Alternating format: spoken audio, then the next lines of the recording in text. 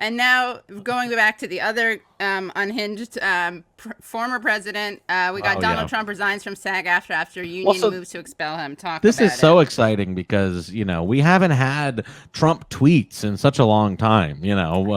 Trump's gone. And by the way, in some ways, I identify with Trump this week because there was another article about him that was like a former aide says that Trump is a lot happier now that he's not on social media, which I'm like, hey, you and me both, brother. I know. We should actually do a side-by-side of you guys. But anyway, Trump, I don't know if everybody knows this, but for the entirety of his presidency, he was a union member. Trump was a member of a union for the entirety of his presidency, just like Ronald Reagan was. He was a member of SAG, the actors union, for anybody that goes on TV or movies. And this week, the president of SAG, Gabriel Carteris, was holding a vote to expel him from SAG. And now I will say this.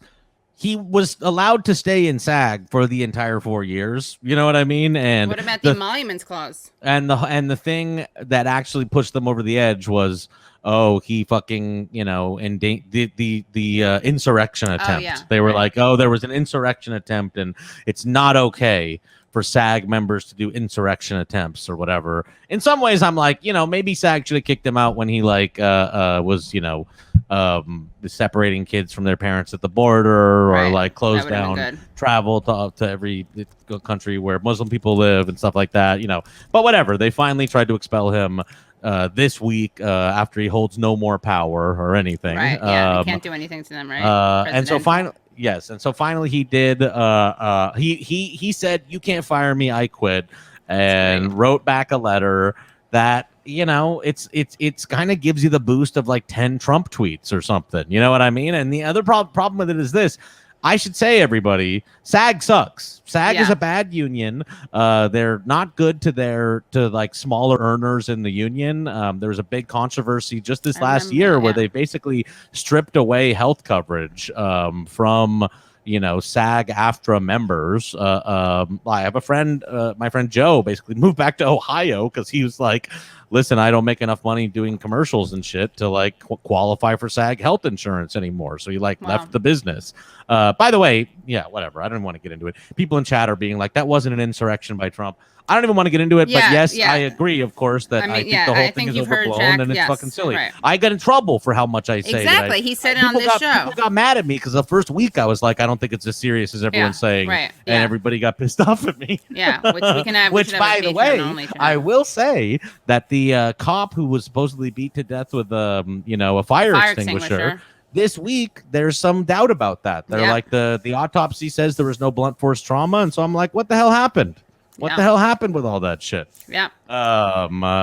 Anyway, so Trump wrote a letter to SAG, and maybe we should just read it because it is Ms. Carteris. I write to you today, Ms. Carteris. I write to you today regarding the so-called disciplinary committee hearing aimed at revoking my union membership. Who cares? While I'm not familiar with your work, I'm very proud of my work on movies such as Home Alone 2, Zoolander, and Wall Street Money Never Sleeps. That's the sequel to Wall Street, by the way. Oh, got it. Okay. And television shows including The Fresh Prince of Bel-Air, Saturday Night Live, and, of course, one of the most successful shows in television history, The Apprentice, just to name a few.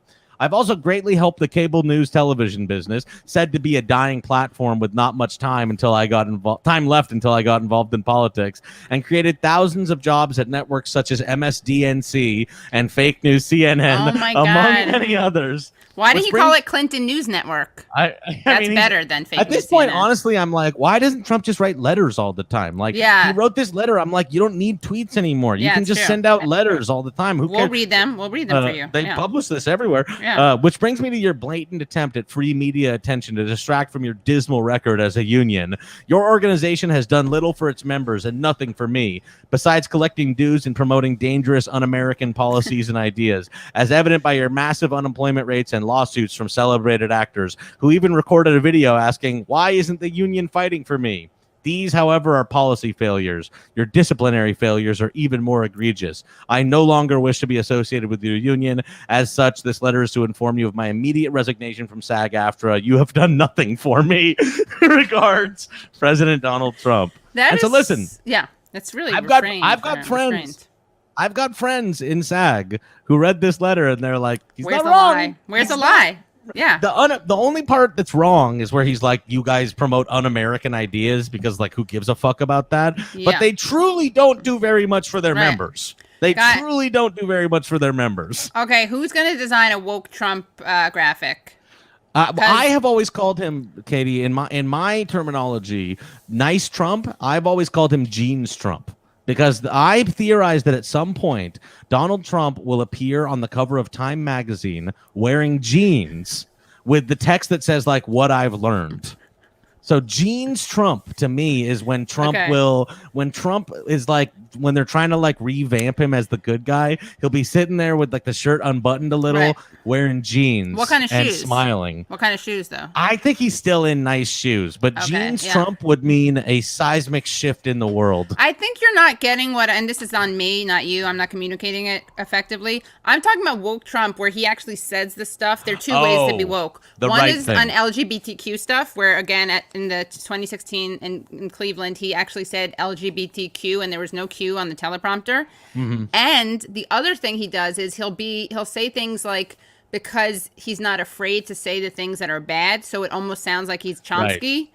We should do a Trump or Chomsky, because he'll be like, yeah, of course Saudi Arabia knows that we don't care because we're buying a lot of weapons from them, or selling them a lot of weapons. And Chomsky would be like, of course, the Saudi Arabia won't ever be changed because they know full well that the United States is buying massive amounts of weaponry from them. So it's like the same thing. It's just in different, just for one person it's good, and with the other person it's like, meh.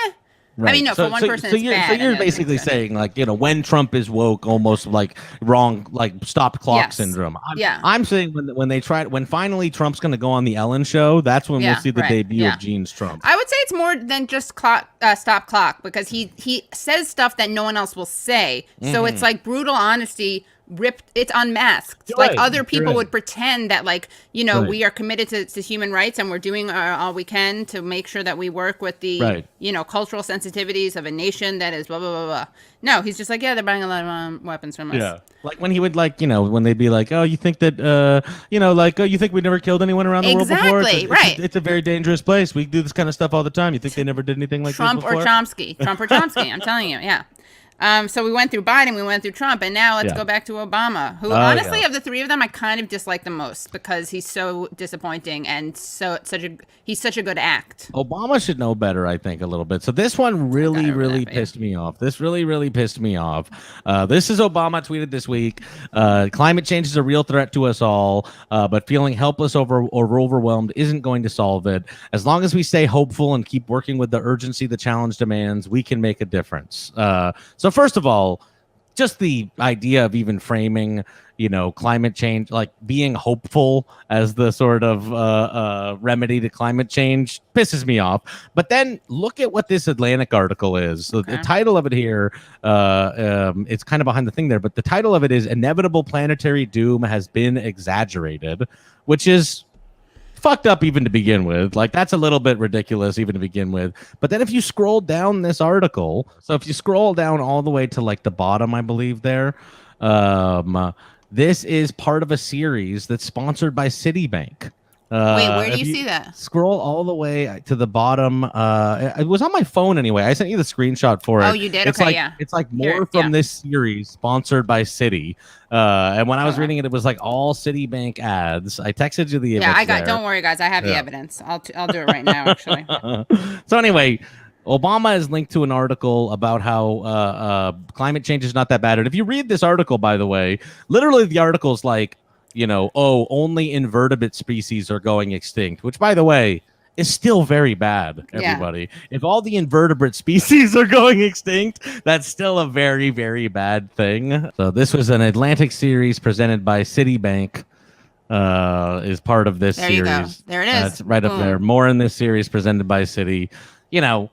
whether even if it wasn't presented by Citibank, which it is, it's still not a very useful article. To say like, I don't know. I just think that it's also like it's weird that suddenly now that Biden's president, climate change is not an existential threat anymore. What are you gonna do? Right. What are you gonna do? Yeah.